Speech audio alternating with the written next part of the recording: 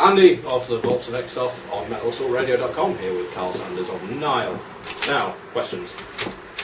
Chris Lawless is obviously now you've got him as a permanent bassist now. How does it feel to finally have a permanent member to take that position? I don't know. Sometimes I ask myself, wow, you sure you want to do that? But Chris seems like a solid guy. Yeah, we can depend on him. I think we did the right thing. Cool. Well, when you're playing the songs live off of the newest two albums, If the Father Can, Those Whom the Gods Detest, does he actually take any of the stuff that in the studio Dallas would have done? Because obviously, what with you only having You two mean the vocals. bass parts? No, I mean, like, does he do any of the vocal lines? Sure, yeah, we gave him lots of stuff to sing. Absolutely. Yeah. Cool. We're not greedy. We're willing to share. Aye. Well, Dallas is going to end up out of breath otherwise. Some of the songs. Speaking of which, he seems to have taken well to being frontman now. After obviously he took on the role after John left. Well, Dallas stood in the middle for a couple years. Not me. I guess you didn't come to see us, did you? Shame on you! No, I did. I said he took well to it. No, Dallas you said you.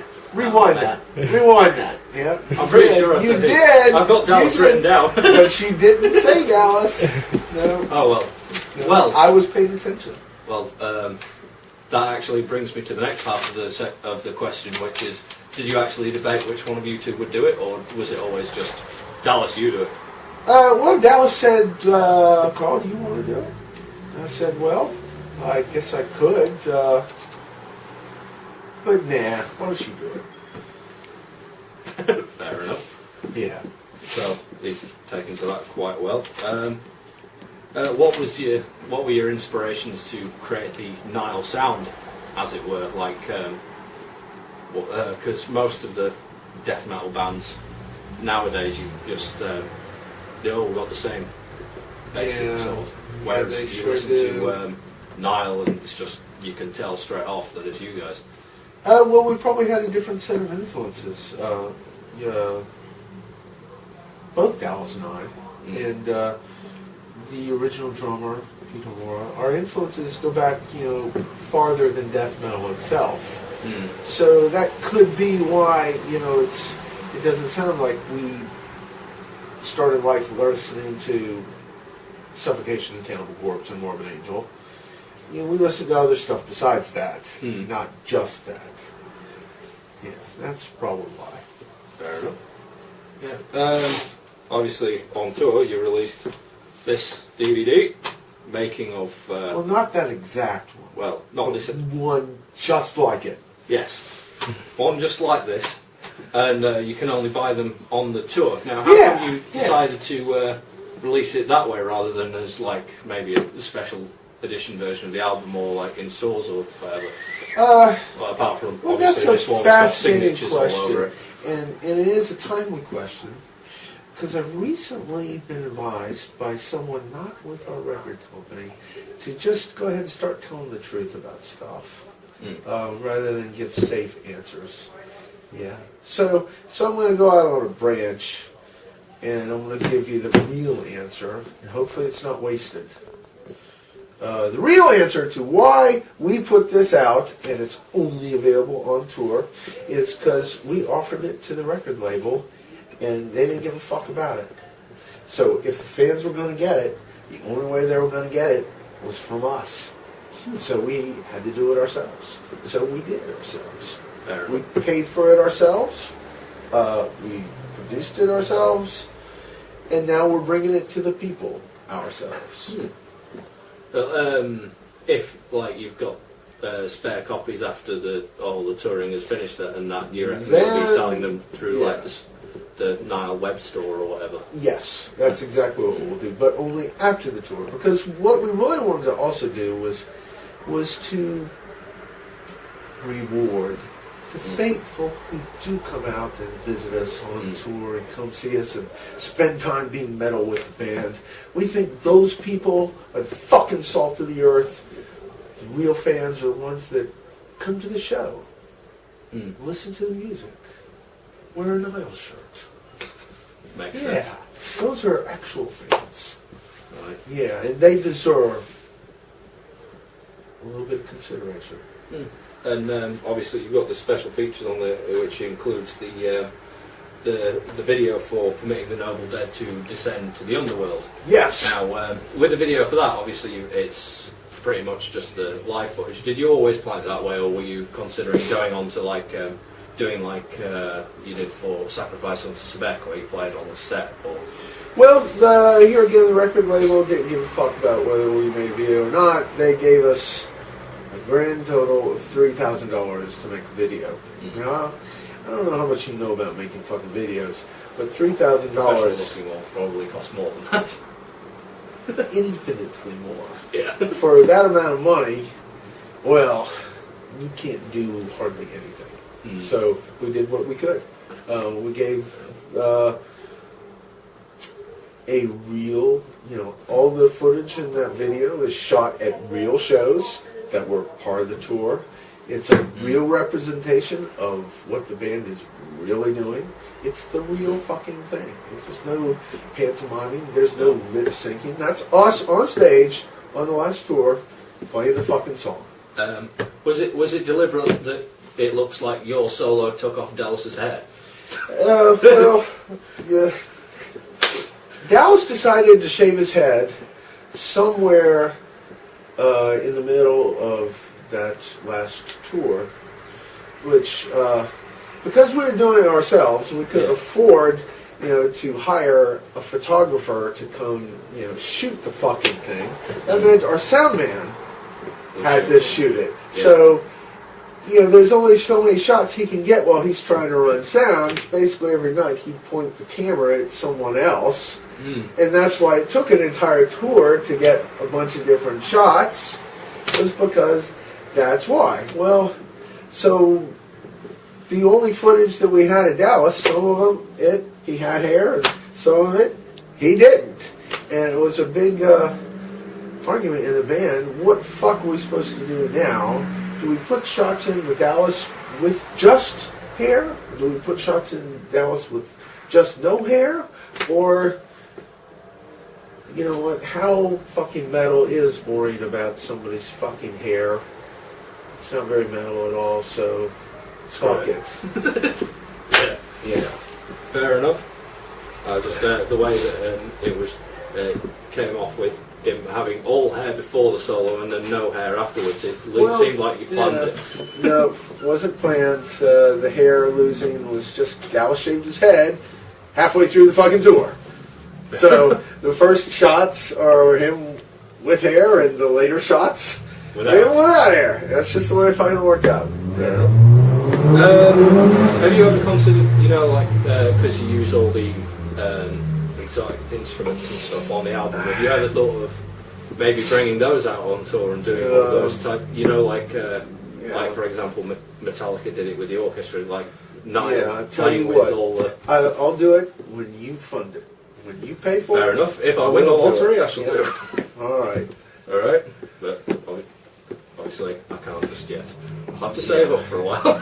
Well, we play death metal for a living. So I don't care what job you do, you probably make more money than I do. So, there you go.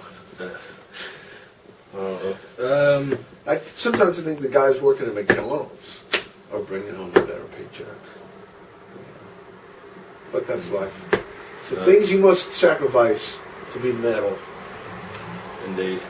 Now, because of filming all the live footage and that for video, have you ever considered doing like a live DVD or? Sure. And because of this new truth-telling policy in video, like I said in the last interview, we'd love to do a live DVD. In fact, it was in our record contract that Nuclear Blast would pay for a live DVD. But it hasn't come round to it. They have not made it materialize. So there you go. Fair enough. Is there any chance you perform any of the rarer tracks like this Set You Off? Or, actually, we had this brilliant idea, Punchy can affirm this, that we would make it like a special, like, 2-day event where we played a whole bunch of songs and had a really well planned out stage presentation and really did the motherfucker right. So it would be something worth capturing. Yeah. Cool. Now, out of your guitars, which one is your favourite to you so far? The KXK, the Deans, or like you've got that Jackson that I've seen pictures of you using on the with the In Their Darkened Shrines artwork on. Yeah. I know what you're talking about. Personally, my favorite of the moment is the KXK 7-string Warrior V, which I'll be playing tonight. And I'm also playing my Dean ML that I play so much on tour. Yep. Cool. Now, I've only got 2 more questions, so the last 2 might not make much sense now. Firstly, last time we came to see you was on the me and Daniel was on Daniel the and I. Daniel and I even. Fine. If you're going to be pedantic about it. Well, I'm just trying to amuse myself while I'm waiting on you to get to the question. Fair enough. Do you still have the roadie with a triangle-shaped beard? Last time we were here, we had a triangle. We saw a roadie, and his beard was like this, and we thought that was. I think someone was just having fun with you. Yeah. There's no roadie with a triangle-shaped beard. Fair enough. And I asked for people to suggest me questions on Facebook. I only got 1 because I only posted it today. But Rod, early bird gets the worm. Yeah. Right? And Rod, one of the guys I know on there, asked how you enjoyed the Cardiff gig because he was at that one. And, Cardiff. Yes. Cardiff was the first gig that we did, which was like a really loud room. It was really loud. Oh, yeah, the one where the fucking sound guy almost destroyed my hearing permanently. The one where they almost shocked Chris Lawless to death. The one where they had no hot water. Yes, there was no showers that day. But the show was great. The show was great. Yeah, people were The crowd was awesome. Yep. Venue just... It was just the venue that was yeah. Venue was just a few pounds short. You know what I mean? Yeah, there was this amazing assortment of English locals there. Yeah. Yeah, so it was a great gig. Almost cost us our lives. Yeah. Well, hopefully you don't have that problem again. Well, we've taken steps to ensure. Fair enough. Right, now I'm out of questions, but have you had a good tour so far? It sounds like you're not out of questions. Well, that's one I'm just winging it. Yeah. To be honest. I've run out of questions on the paper. Well, so far so good. Yeah. So far so good. Fair enough. It seems like I've staved off the tour sickness. A couple of days ago I was so sick, was really suffering. But I seem to have successfully battled it off with the help of this hotel room. Yeah. Took a proper bath today, a proper shower. It has inbuilt tea and coffee making facilities. Yeah. Exactly. So I think that's great. Well, that's all right. Yeah, in Italy we were sitting around in the cold, in the filth, and I just don't think that's healthy. No. No, probably not. Probably not. Fair enough. Cheers for allowing us to come in and interview you. Well, you paid the proper toll. Fair enough. Come on, Carl. You gotta admit that's pretty funny. The first guys, I made them hold it up to the door, right, the peephole before I opened the door. You have the can. You have the can. Nice.